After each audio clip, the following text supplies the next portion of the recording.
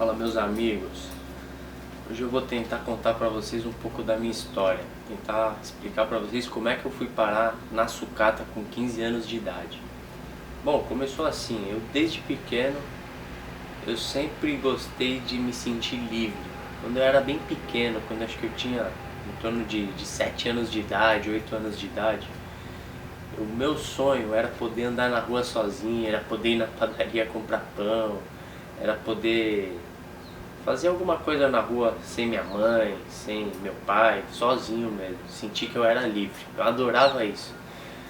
E eu lembro que teve algumas vezes até que minha mãe me deixava na esquina da casa da minha avó, que ela ia trabalhar, me deixava e minha avó que me levava para a escola, quando eu era bem pequeno. E aí teve várias vezes que a minha mãe chegou a me deixar na esquina, porque eu enchi o saco dela que eu queria ficar na esquina para eu poder ir andando sozinho até a casa da minha avó. Ela me deixava na esquina e ia trabalhar, e eu ia andando para a casa da minha avó sozinho. E eu ficava feliz da vida.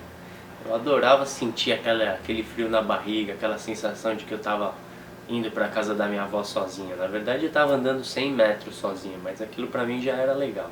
E aí depois eu já queria poder brincar na rua sozinho, eu já queria poder andar de bicicleta na rua sozinho. Eu tinha uns primos mais velhos, aliás, tenho uns primos mais velhos, e naquela época eu via eles brincando sozinho na rua. Eles já tinham 12, 11 anos, e eu não podia ainda. O tempo foi passando, eu fui conquistando essa liberdade, então eu já podia brincar na rua, já podia andar de bicicleta na rua, já podia ir pra lá e pra cá na rua durante o dia, ficar brincando, encontrar os meus amigos e tal. Aí eu vi os meus primos saindo à noite, indo pra balada, indo pras festas, e aí eu queria fazer aquilo também, queria poder sair à noite, ainda não podia. Isso daí eu devia ter o quê? Já uns 11 anos, e meus primos já deviam ter 15, 16 anos. Então eu olhava eles e eu achava aquilo incrível, eu achava, eu quero também poder fazer isso, quero poder sair à noite, quero poder ir pra onde eu quiser, não ter hora pra voltar. Então eu sempre queria ficar buscando mais liberdade, eu sempre queria evoluir, sair do que eu tinha nunca era o suficiente, eu sempre queria mais. E aí naquela época mesmo, quando eu tinha uns 11 ou 12 anos, o comércio já fazia parte de mim, eu já era um comerciante, não sei porquê, mas não sei se isso já é da minha família, meu avô, meu pai, meus primos, a maioria é tudo comerciante. Então nessa época pequeno aí, já com 11 anos de idade mais ou menos, na escola eu já vendia pulseira, eu fazia umas tranças com os arames coloridos, que eu nem lembro onde eu comprava aquilo, e aí eu fazia umas pulseiras e revendia aquilo na escola. E aí já ganhava um dinheirinho, já juntava um dinheirinho para poder comprar alguma coisa, sem ter que pedir para os meus pais. A minha diversão era essa, a minha diversão era conquistar as coisas que eu queria, sem depender de ninguém, sem ter que pedir para minha mãe, sem ter que pedir para o meu pai. Eu gostava de eu mesmo fazer as coisas que eu tinha vontade. De alguma maneira eu tentava dar um jeito de conquistar as coisas que eu queria. Claro que isso nessa época bem pequena era difícil, mas aos poucos eu fui melhorando. Então eu comecei na escola brincando, fazendo essas tranças aí, vendendo umas pulseirinhas de arame colorido. Depois veio a época dos gravadores de CD. Eu juntei o dinheiro que eu ganhava da avó no Natal, dinheiro que eu vendia as pulseiras, tudo que eu me virava, que eu ganhava, eu guardava, comprei um gravador de CD. Quando eu comprei um gravador de CD, na época do Kazaa, não sei se vocês vão lembrar, tinha um software lá, um aplicativo que chamava Kazaa, e você podia baixar as músicas que você queria e ter no seu computador. Então o que eu fiz? Eu comprei um gravador de CD e comecei a gravar CD para as pessoas com as músicas que elas queriam. Então na escola, isso daí eu já devia ter o quê? Uns 12 anos eu acho. Na escola eu já vendia, nessa época eu comecei a vender CD. A pessoa escolhia os discos, as músicas que ela queria, me falava, me marcava uma lista lá, não lembro, acho que com umas 10 músicas, era o que cabia, 10 ou 12 músicas mais ou menos. Ela me dava o nome das músicas, eu ia lá, gravava esse CD e vendia para a pessoa.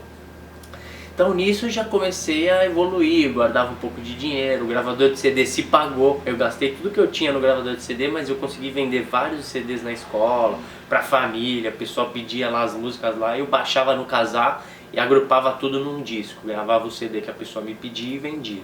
Então assim, o comércio desde cedo já era parte da minha vida. Não bem dizer pelo dinheiro, eu não era tão ligado com o dinheiro, eu não tinha essa parada em querer ganhar dinheiro, em querer ter muito dinheiro. Não era esse o meu objetivo. Meu objetivo era fazer as coisas que eu queria, fazendo sozinho, sem ter que pedir nada pra ninguém, andando com as minhas próprias pernas. Essa era a minha diversão. Não era ligado em ter muita grana, ser rico, não era esse o meu objetivo, nunca foi. A questão era que eu queria realizar as minhas vontades, os meus desejos, os meus sonhos, e sozinho, eu não queria ficar dependendo dos outros. E aí quando eu era um pouco mais velho já, depois das pulseiras, depois do CD, eu devia ter em torno aí de uns 13, 14 anos. Uns amigos meus, da escola mesmo, um pouco mais velho, começaram a vender Nike Shox. Era aquela febre, aquela moda do tênis Nike Shox. Todo mundo queria ter aqueles Nike Shox 4 molas, 12 molas, de diversas cores e caramba. E era caríssimo aqueles tênis na época, custavam 600 ou 800 reais, não lembro direito. Era muito caro, então só quem tinha dinheiro mesmo é que tinha aqueles tênis. Aí de repente, os moleques mais velhos da minha escola começavam cada dia a aparecer com um, cada dia de uma cor, não sei o que. Quando eu fui ver, eles estavam vendendo esses tênis, eles eram meus amigos. Então um dia eles começaram a vender, eles falaram: ô, Cardinho, se quiser ir com a gente, nós vamos lá buscar lá, onde você vai ver onde a gente compra e tal. Eu particularmente nunca tive um Nike Shox e nem achava tanta graça. Mas eu via todo mundo usando e aquilo me chamava um pouco de atenção. Aí eu fui com eles comprar o tênis onde eles compravam, eles já estavam revendendo isso daí também. Fui lá, eles iam lá no centro de São Paulo, na 25 de março, no Shopping Pagé, lá no Shopping 25 de março, desculpa, não era no Shopping Pagé não, no Shopping 25 de março. E lá tinha umas réplicas dos Nike Shox. Pra mim, naquela época, o tênis falso, ou qualquer coisa falsa, era um negócio mal feito, não era um negócio bonito, bem feito. E aquilo foi a primeira vez que eu vi uma réplica na minha frente. Era igualzinho os originais. Eu não entendia muito, mas eu olhava ele e não conseguia ver diferença. Não era aquele negócio grotesco, aquele negócio falso que você olhava e falava: meu, isso aqui é falso, tá na cara. Não, aquilo parecia original. Eles já tinham uns quiosquezinhos que eles iam, umas lojinhas dentro do Shopping 25 que vendiam essas réplicas. Que na época os chineses chamavam de segunda linha, né? Que era como se tivesse pequenos defeitos. Aí eu olhei e fiquei... Eu não acreditava que aquilo era falso. Falava: pô, como pode tênis desse? Eu pegava na mão, vinha na caixa, negócio perfeito, era bonito.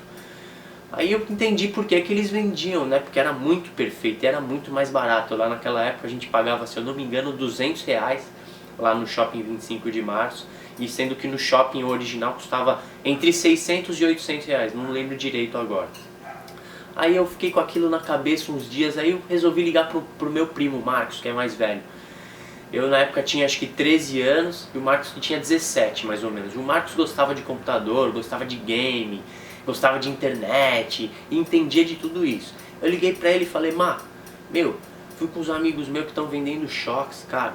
Tem uns Nike Shox segunda linha lá na 25 de março, perfeito, eu não acredito, cara. É muito mais barato e é demais, o tênis é igual ao original, cara.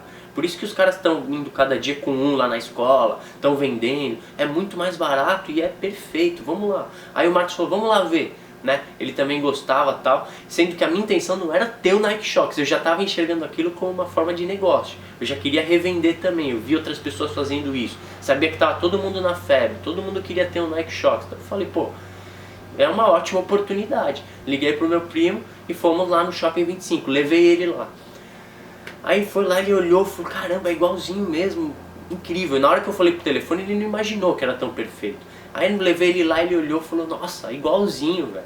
Vamos começar a vender. Eu falei: meu, vamos vender. Aí ele falou: então vamos fazer o seguinte, como ele já mexia com internet, com game, já entendia de computador, era fuçador, gostava de ficar fuçando, então ele conseguia fazer tudo sozinho. O computador era com ele mesmo, ele desmontava, montava, ligava a internet, ligava TV a cabo gato na casa dele sozinho, ele fazia tudo, ele sempre gostou dessas coisas. Então ele falou: meu, vamos anunciar na internet, cara, vamos começar a vender e vamos anunciar no Mercado Livre. Foi o que a gente fez. No dia seguinte mesmo a gente pegou umas fotos na internet dos Nike Shox que a gente sabia que tinha lá, as cores que tinham lá, e começamos a anunciar no Mercado Livre. E de repente o pessoal começou a ligar pra gente, querendo saber preço, se era original, e desde o começo a gente sempre vendeu como segunda linha, nós nunca enganamos ninguém. A gente falava pra pessoa que era segunda linha, que era feito às vezes com algum pequeno defeito e tal. Era a mesma coisa que os chineses falavam pra nós. E a gente nunca tinha conseguido ver mesmo uma diferença do original para aquele. A gente chegou a pegar um na mão, ir no shopping, comparar e não achava diferença. Aí meu primo falou, a gente começou a vender um ou outro no Mercado Livre, meu primo falou: meu, vamos fazer um site, cara. Aí nós fizemos o primosimport.kit.net. Meu primo fez o site lá, fizemos um catálogo com um monte de cores que a gente viu que tinha lá. Pegamos foto na internet e anunciamos. E nisso eu cheguei em casa e falei pro meu pai, vou começar a vender Nike Shox na internet. A gente foi lá na 25, é igualzinho original, é segunda linha. E aí meu pai não acreditou muito. Deu risada, não levou muito a sério, né? E de repente fizemos o primosimport.kit.net. A gente já estava no Mercado Livre e de repente o telefone começou a tocar. A gente começou a receber SMS. Isso daí faz o que tinha na época 13 anos, ou seja, fazem 17 anos. Na época mais ou menos em 2003, nem tinha WhatsApp, ligava, mandava SMS, perguntava preço, queria saber se era original, toda aquela desconfiança, né? E aí a gente pagava R$200 no tênis e vendia 400, mais ou menos 400. Na época variava um pouco, 4 molas era mais barato, 12 molas era mais caro, mas era nessa faixa aí, entre 200 e 250 a gente pagava no tênis e vendia entre 400 e 500 reais. O original na loja, o mais caro, custava 800, então já era bem mais barato do que na loja. Aí começamos a vender.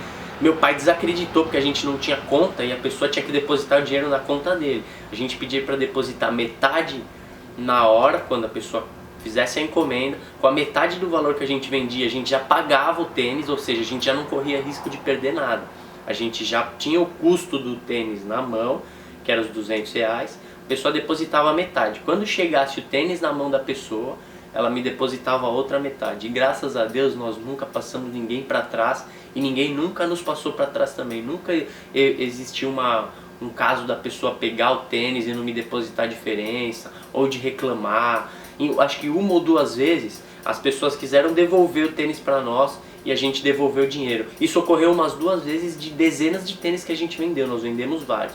E de repente, um cara no Rio de Janeiro começou a revender os tênis, outro cara no Maranhão começou a revender os tênis e a gente fazia um preço melhor para esses 2 caras porque eles estavam revendendo. Então a gente começou a vender pra caramba.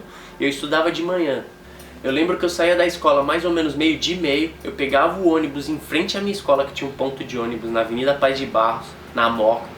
Eu pegava o Parque Dom Pedro e ia até o ponto final, que era lá no Parque Dom Pedro, e ia andando até a 25 de março, lá no Shopping 25. Pegava o tênis, voltava pro Parque Dom Pedro, pegava o ônibus de volta pra Moca e já parava na Praça Kennedy, que é onde tem um correio grande. Parava lá já em frente o correio, deixava o tênis e já enviava pro cliente. E era assim que a gente fazia. Então foi aí que começou a minha vida no comércio de verdade, comprando e vendendo alguma coisa, fazendo isso constantemente e vendo que era possível eu conseguir conquistar as minhas coisas de maneira honesta e fazendo sozinho, sem depender de ninguém. Então eu e meu primo, nisso a gente já vendia na internet, a gente vendia na escola, a gente sempre dividia tudo. Ele vendia na escola dele, eu vendia na minha. Se eu vendesse na minha, a gente era sócio. Se eu vendesse um tênis na minha escola, eu mesmo ia lá, buscava, entregava e recebia. Mas eu ligava pro meu primo: Má, vendi um tênis aqui, ó, tem R$100 seu aqui comigo. Ele vendia lá na escola: Ri, vendi um tênis aqui, ó, tem a sua parte aqui comigo. E a gente ia se acertando, sempre de maneira correta. Nunca passamos um outro para trás, nunca fomos zoião, querer ganhar sozinho, vender e ficar quieto, nunca. A gente sempre aprendeu assim, meu pai sempre me ensinou dessa maneira. E graças a Deus até hoje eu trabalho dessa forma.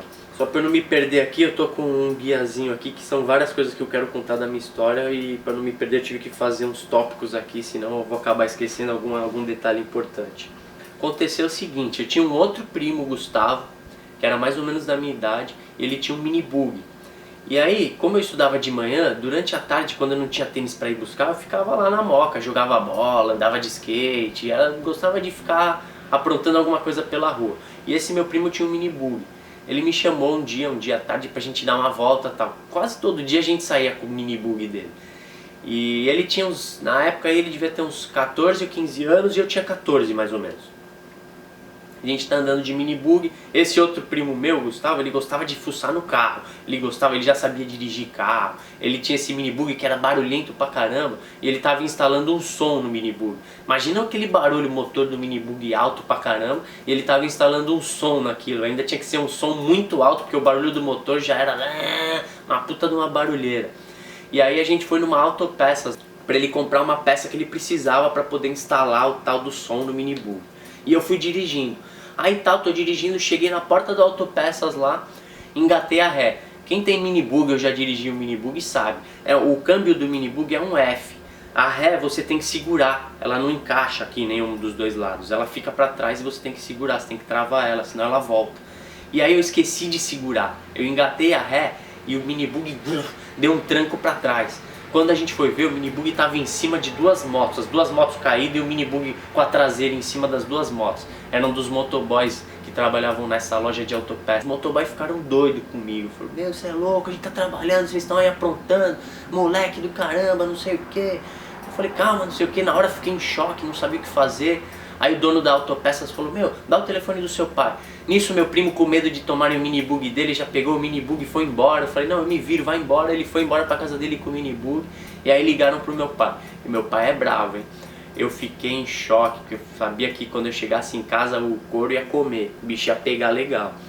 Aí o que aconteceu? Eu falei pros caras não ligarem pro meu pai, eles não me ouviram, ligaram mesmo assim. Eu queria tentar resolver de alguma maneira, mas eles não acreditaram em mim e resolveram ligar pro meu pai. Aí quando eles ligaram pro meu pai falou, não, vai lá, vê o que aconteceu, o que quebrou, a gente vai pagar, fica tranquilo. Meu filho vai junto com vocês aí, vai com ele lá na loja de peça de moto aí, ver o que precisa consertar e tal. Aí nós fomos lá na Honda. No meio do caminho eu fui conversando com o motoboy e não é que o motoboy também vendia Nike Shox e caramba. Aí fui ver, a gente fez até uma amizade no meio do caminho e tal. Eu falei pra ele que eu vendia tênis, não sei o que. Aí ele, pô, mas você é novão, não sei o que. Eu falei, mas eu gosto, sempre gostei de me virar e tal. Aí fomos lá. Tinha quebrado o retrovisor, tinha quebrado aquele plástico do velocímetro da moto, umas tranqueirinhas, não aconteceu nada de grave, fez uns arranhões, mas não quebrou muita coisa. Eu acho até que teve coisas que não fui eu que quebrei, que ele comprou lá dizendo que eu quebrei e no fim entrou na conta. Aí fez o orçamento lá, lembro que na época acho que deu entre 300 e 400 reais, eu não lembro exato agora quanto que era. E eu tinha esse dinheiro na minha casa guardado.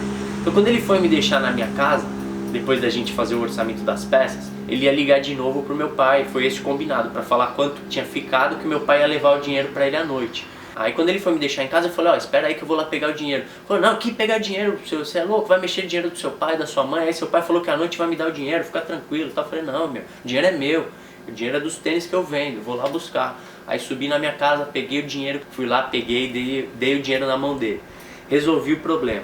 Só que aí eu fiquei em choque, porque eu sabia que a hora que meu pai chegasse em casa, o bicho ia pegar legal, e meu pai é bravo, como eu tinha dito.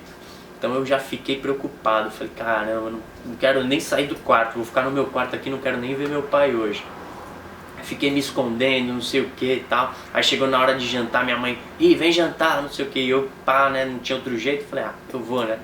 Aí meu pai acho que percebeu que ninguém ligou pra ele, ele sabia que eu vendia os tênis, que provavelmente eu tinha algum dinheiro guardado e que eu tinha pago o que eu tinha resolvido o problema, vamos dizer assim, eu tinha pago os motoboys, as motos, ninguém ligou mais pra ele. E aí eu, com medo de tomar uma bronca, de apanhar, caramba, aí meu pai só simplesmente, a hora que eu sentei na mesa, falou pra mim assim, então quer dizer que agora você é piloto? E só foi isso. Eu não acreditava que o meu pai, bravo do jeito que ele era, não tinha falado nada pra mim. Só tinha perguntado se eu era piloto agora. Eu fiquei pasmo. Eu falei, pô, me saí bem dessa vez. Consegui resolver o problema. E meu pai não brigou comigo, não precisei tomar bronca, apanhar nada. Aí dali pra frente eu percebi que eu tinha que andar com as minhas próprias pernas. Os meus problemas eu tinha que resolver. Percebi que era assim que a gente tinha liberdade de verdade. Era assim que a gente poderia ir pra frente, evoluir sem ter que depender dos outros. E daí pra frente eu nunca mais consegui viver sem trabalhar. Conforme foi passando a moda dos tênis Shox, passou aí um ano, nessa época eu tinha 13, 14, passou aí mais ou menos um ano, vai. Eu já ia fazer 15 mais ou menos, estava com 14 e no ano seguinte eu ia fazer 15. E aí eu decidi que eu precisava trabalhar. A moda do Nike Shox foi passando, a gente foi começando a vender cada vez menos, assim, já não tinha mais tanto aquela procura que tinha no começo. Aí eu comecei a pensar, pô, o que eu posso fazer e tal. Aí resolvi que eu ia trabalhar com meu pai. Meu pai trabalha com sucata já há muitos anos, meu avô já era desse mercado, já é uma coisa que vem meio que de família, apesar do meu avô e meu pai nunca terem trabalhado juntos mesmo. Eles não têm uma firma que vem, a gente não tem uma empresa que já vem de geração para geração, nada disso. Mas eu decidi que eu ia trabalhar com ele, falei, pai, quero trabalhar com você. Foi uma briga no começo, porque minha mãe é professora e eu estudava de manhã. E aí eu estudava numa escola desde pequeno, uma escola que tinha um ensino muito bom, minha mãe confiava por ser professora, ela não queria deixar eu estudar em qualquer lugar e tal, ela queria que eu tivesse um estudo bom. Então, e aí eu decidi que eu ia começar a trabalhar com meu pai, queria muito fazer isso, eu sempre fui, quando eu ponho um negócio na cabeça era difícil de tirar. Aí começou a briga com a minha mãe, né? Porque eu já estudava já desde pequeno no mesmo colégio, ela já conhecia todas as professoras, diretoras, já era uma escola bem, vamos dizer assim, familiar, uma escola pequena e tal. Mas aí eu, como desde sempre tudo que eu queria, eu ficava enchendo o saco, as paciência até conseguir, persistência desde pequeno. Eu comecei a briga com a minha mãe, não, eu vou. E falei com meu pai que eu ia com ele, não sei o que e tal, só que aí eu tinha que passar a escola pra noite. Na minha escola não tinha noturno, então eu teria que mudar de colégio. Então na Moca, lá no meu bairro, tinha um colégio, que é o São Judas, que também tinha noturno. Então, depois de muita insistência, consegui convencer minha mãe a mudar meu colégio pra noite. E ela já tinha na cabeça que não era a mesma coisa, não era o mesmo ensino, a maioria das pessoas já trabalhava, já não usava mais uniforme, já era como se fosse o aquecimento para a faculdade, já era um negócio bem diferente. E aí consegui, depois de bastante insistência, convencer a minha mãe que eu ia começar a trabalhar. Isso provavelmente foi no final do ano de 2004, e a gente estava entrando nas férias aí escolares, né? E a minha ideia era começar a trabalhar com meu pai já em janeiro de 2005, que era quando era o próximo ano, né? Então eu fiquei de férias ali da escola de dezembro, mais ou menos, novembro, dezembro, até o fim do ano. E em janeiro, logo na primeira semana de janeiro, quando a gente sempre ia para Santos, passava o ano novo lá, e logo nessa primeira semana aí, deu dia 5, 6, não lembro que dia era exato, assim, né? Quando era meu pai ia voltar para trabalhar e chegou a hora da realidade. Meu pai me chamou e falou, vamos, vai. Mudei a escola pra noite e tal, e no primeiro dia útil de 2005, em janeiro, eu voltei lá das minhas férias com ele, ficou minha mãe, meu irmão, todos os meus amigos da praia lá ficavam lá durante as férias, e eram as primeiras férias que eu tava indo embora, voltando para trabalhar, mas porque eu quis trabalhar, ninguém nunca precisou chegar e falar, você tem que começar a trabalhar. Eu ainda era novo, eu tinha 14 anos, eu ia fazer 15 durante aquele ano. E aí eu comecei a pegar firme nisso e comecei com meu pai. Voltei com ele, deixei as férias lá já com o pensamento vindo embora naquele domingo à noite, pensando, pô, será que eu fiz certo, né? Será que era isso mesmo que eu queria? Tava indo embora da praia, meus amigos todos iam ficar lá o resto do mês, minha mãe também com meu irmão. E eu gosto de pegar onda, gosto de praia, gostava de ficar ali, mas eu queria mesmo era ter minha liberdade, evoluir, aprender coisa nova. E era o meu sonho, na verdade, então eu fiz certo sim, e hoje eu sei que eu fiz o certo. E aí voltei com meu pai, meu pai desde bem novo, aí não me deu boi, já me botou de ajudante no caminhão, né? Meu pai trabalha com sucata de metais não ferrosos desde aquela época, é o que eu faço até hoje. E aí ele me botou de ajudante para sair com os caminhões e eu comecei. Aquela pegada, meu, peãozão mesmo, pega peso, aprende material, sujeira, lugares... A sucata é um material que é sujo, é um negócio que é meio desafiador no começo para quem ainda não está acostumado, entendeu? E aí eu comecei a gostar, aprender sobre material, virei um ajudante, eu trabalhava bem, mesmo sendo ajudante eu aprendi e fazia bem aquele serviço de... Não era só carregar peso, era fazer carga. Nisso eu conheci o Boy, que é motorista nosso aí já há 1000 anos, desde antes de eu começar a trabalhar com meu pai até hoje, trabalha com nós ainda. E o Boy foi um cara que me ensinou muito, um cara que, pô, eu saía com ele de caminhão, é um senhor já, né, hoje acho que ele tem uns 65 anos.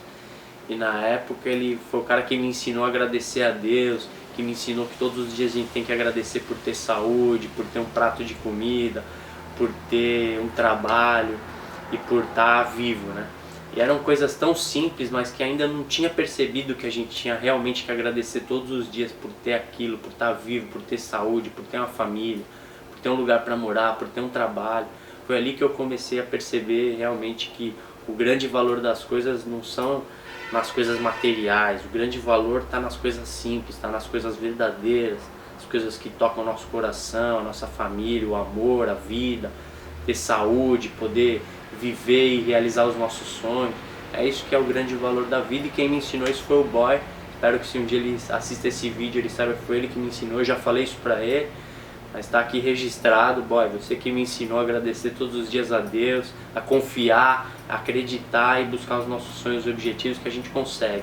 E é isso aí, graças a você eu venho nesse caminho aí todos os dias agradecendo, todos os dias sendo grato pela vida e por tudo que eu tenho ao meu redor. E aí, continuando, né? Comecei a trabalhar, comecei a aprender, comecei a pegar material na mão, a carregar caminhão, a ver como funciona aquele negócio e perceber que aquilo nada mais era do que um comércio. A pessoa que era, no caso, o meu pai, comprava os materiais de indústrias, de ferros velhos, de empresas aí e revendia. Então eu já comecei a perceber que logo eu ia querer ser um comprador, queria ser um comerciante dentro da sucata. Não queria mais só ficar carregando, descarregando, entendeu? Isso depois passou um ano mais ou menos trabalhando aí de ajudante, né? Só carregando e descarregando o caminhão. Só lembrando, quando eu comecei eu ganhava R$50 por semana, meu pai me dava R$50 por semana. E aí fui aprendendo, fui evoluindo, até que mais ou menos um ano trabalhando aí, eu cheguei no meu pai e falei: pai, quero ser comprador. Só para você entender, na sucata, a nossa disputa não é na venda. A gente não tem que ser um vendedor, a gente tem que ser um comprador, porque a sucata é matéria-prima. Então a disputa está na compra. A gente tem que comprar das empresas, a gente tem que arrumar matéria-prima para revender. E aí eu falei para ele que eu queria ser comprador, que eu queria já começar a fazer meus negócios e tal. Aí ele ficou uns dias pensando, e aí chegou alguns dias depois em mim e falou: ó, vou comprar um carrinho velho aí. E eu não tinha carta, né, nessa época, eu acho que eu ia fazer uns 16 anos mais ou menos. Vou chamar um motorista, você vai começar a deixar cartão, vai começar a tentar arrumar cliente e fazer isso daí, já que é isso que você quer. Se você quer ser comprador, então vamos que vamos. Aí eu fiquei feliz da vida, que tinha dado mais um passo, estava evoluindo novamente, estava aumentando o meu, como eu posso dizer, o meu limite, né? Tava indo mais adiante. Então eu já estava começando a evoluir dentro do ramo de sucata, ver como funciona, como que era na rua mesmo, ver que o negócio é sagaz, é difícil, mas eu queria evoluir, eu queria ir pro próximo passo. Então eu me tornei comprador, e aí meu pai comprou um Uninho vinho, que eu nunca me esqueço, foi o carro até que eu aprendi a dirigir. Chamou um motorista que já tinha trabalhado com ele uns anos atrás, que era o Melancia, também aprendi bastante com ele. E aí ele pegou esse Uninho, chamou o motorista, mandei fazer uns cartõezinhos lá.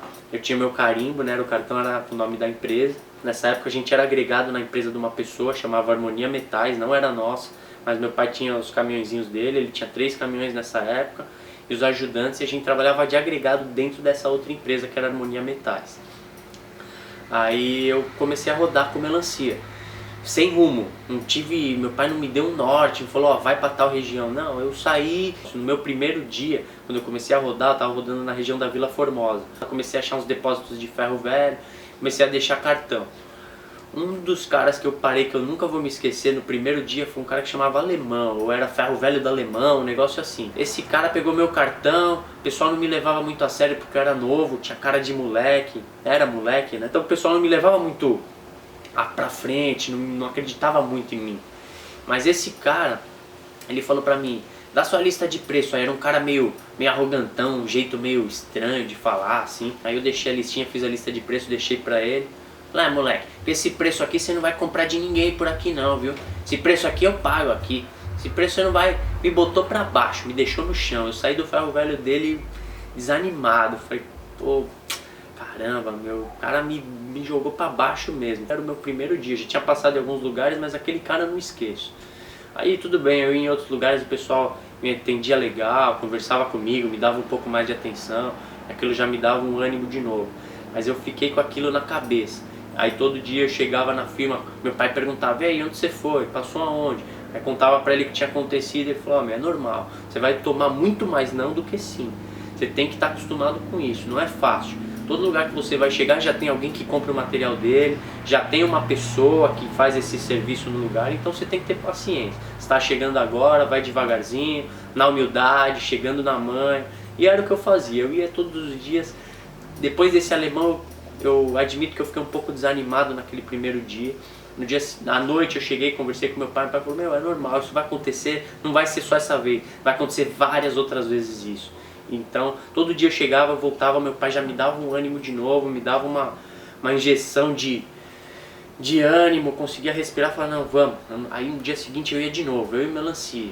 Deixar cartão, não sei o que, bater em empresa. No começo você tem que ter muita paciência, tem que ter persistência e acreditar que você vai conseguir. Você tem que acreditar. E aí eu conseguia, devagarzinho eu ia indo. Aí nesse meio tempo que eu ia deixando o cartão, eu também falava pro melancia, ô, eu quero aprender a dirigir. Às vezes eu tava desanimado porque eu não tinha conseguido fazer negócio nenhum ainda, mas eu ficava feliz porque eu podia ir dirigindo de um cliente pro outro, isso era legal. Eu lembro que eu dirigia muito mais tempo do que ele até. Ficava dirigindo e ele ficava no banco do lado dormindo. E eu dirigindo quase que o dia inteiro. Até o dia que a gente chegou uma multa de telefone celular dirigindo e o melancia não tinha celular. Aí já viu, né? Meu pai veio pra cima daquele jeito. Mas bom, depois de alguns dias aí, uma semana mais ou menos deixando o cartão, o telefone tocou. Era a Ana Maria, na Penha lá. E ela tinha 100 quilos mais ou menos de material. Falou, Ricardo, tudo bem, você deixou um cartão aqui e tal. Eu tenho mais ou menos uns 100 quilos de material. Aí eu fiquei feliz da vida, né? Cheguei no meu pai, tem uma mulher que me ligou lá da Gamelinha, não sei o que, pra ir buscar o material dela, ela tem uns 100 quilos de material. Ela falou, meu, 100 quilos não dá pra buscar. Liga pra ela, explica que tem que juntar um pouquinho mais, que não compensa buscar 100 quilos, sair daqui o caminhão pra ir lá. E eu doido pra fazer o meu primeiro negócio.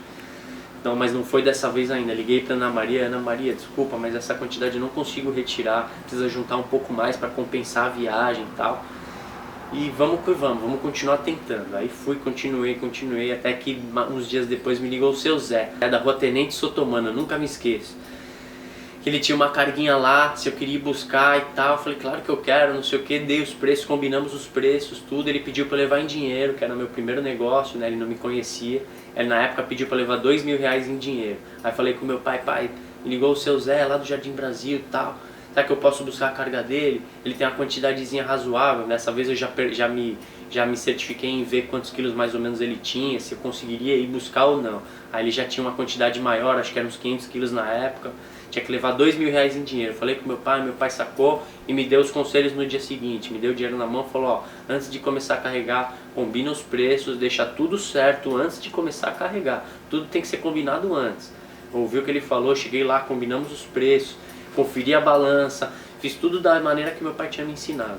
Aí conferimos o material, começamos a pesar e eu comprei o material do seu Zé e fiz o meu primeiro negócio. Aquele dia eu nunca me esqueço, fiquei feliz da vida por ter feito a minha primeira compra. Meu primeiro negócio no ramo do sucata.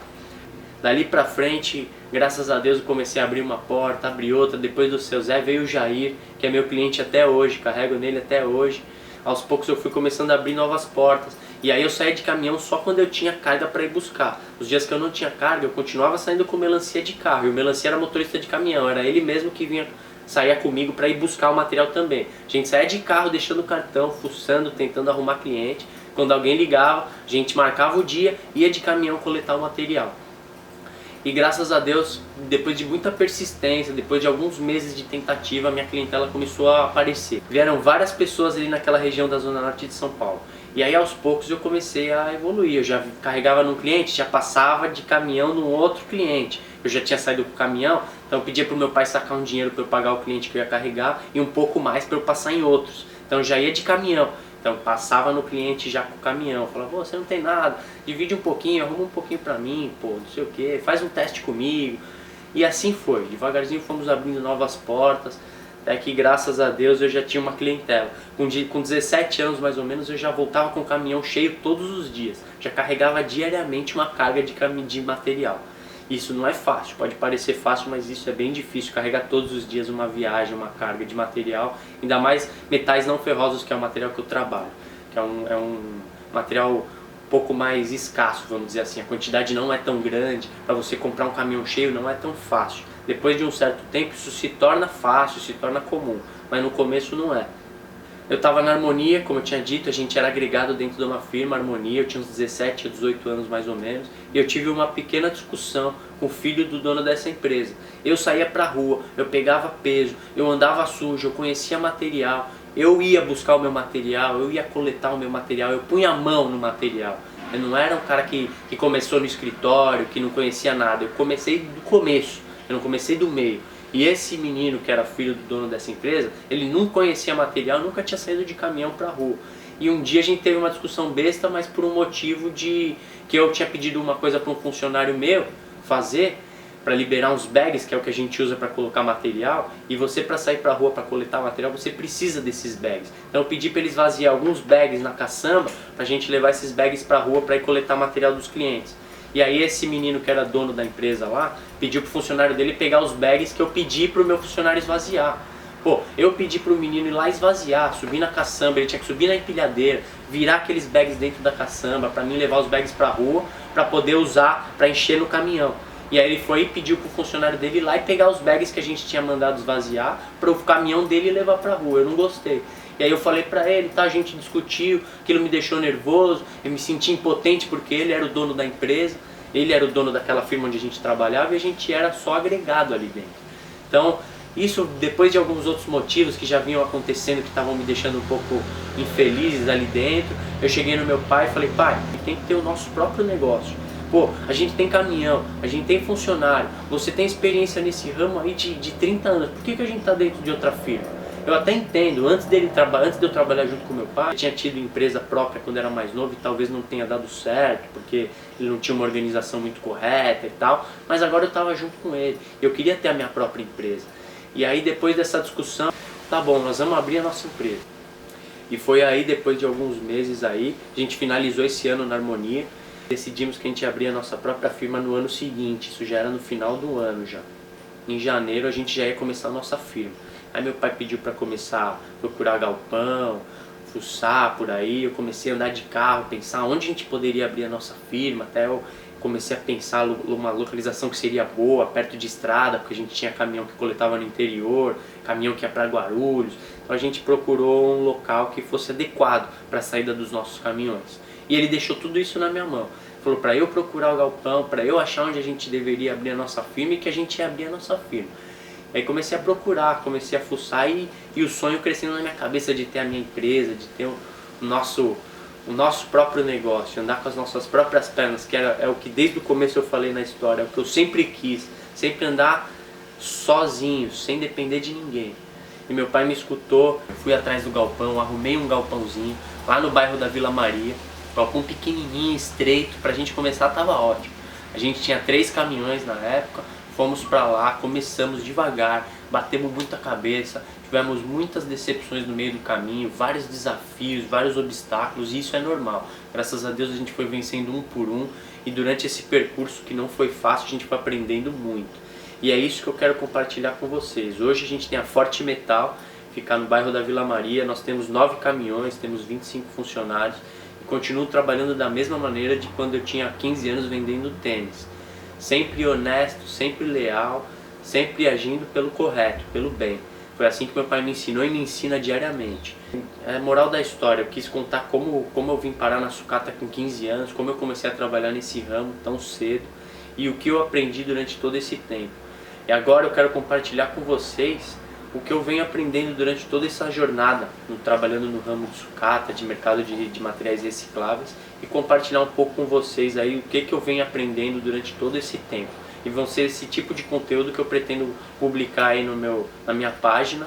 E espero que, se você gosta, se você tem curiosidade de saber como funciona esse mercado, tem vontade de andar com as suas próprias pernas, de ter o seu próprio negócio, eu vou talvez estar compartilhando coisas que possam te interessar, e esse pode ser um mercado até que você mesmo vai trabalhar esses anos, talvez, certo?